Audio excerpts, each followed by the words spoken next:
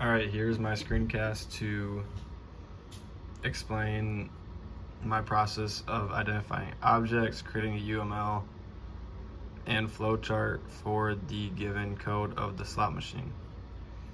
First off, slot machine has a .h file, .cpp file with all the methods,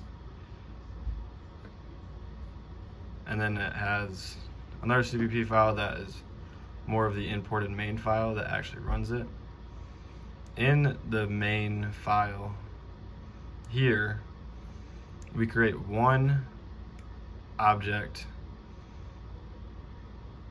of Lady Luck, only one slot machine object the entire time.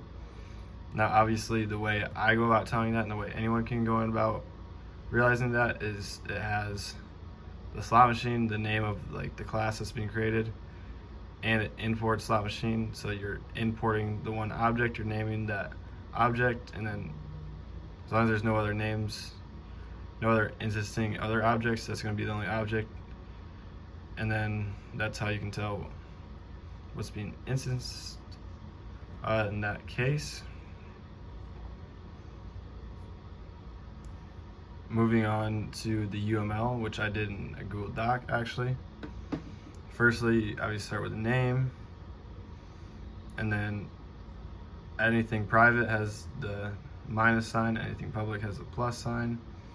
We have the three variables and its own separate category, and then you have a good amount of methods, all just listing the name of the methods in UML format with what it returns to that. So that's fairly simple.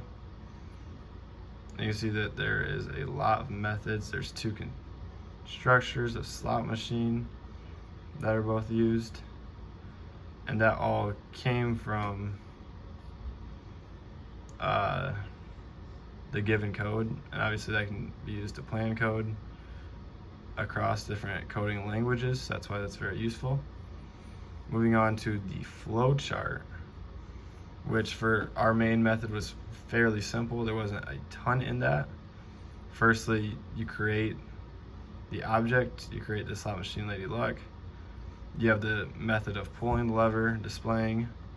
That goes into a loop of is Lady Luck is winner. If that returns true, you go straight ahead to the final method. Most of the time, or it'll usually take a few times where it returns no. That's in the while loop, and if that returns no, you do pull lever and display again, and you just loop right back. Then at the end, it returns a you win, and Lady Luck gets spin count amount of spins. And that is all for today.